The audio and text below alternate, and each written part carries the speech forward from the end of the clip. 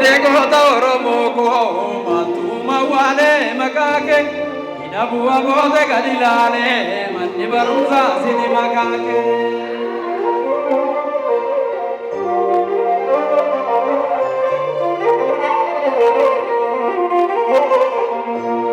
Yataade goota Oromoo koo maaltuma waale makaake hidhabu'a boote gadi laale manni barumsaa sini makaake.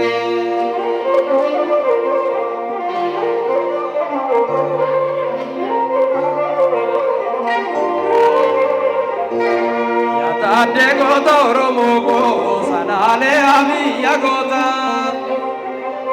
Yataade goota Oromoo koo biyya gariif biyya taade. Yataade goota Oromoo koo ofii tuqnee nama geenyu. Yataade goota Oromoo koo innis nu kan nu barbaade.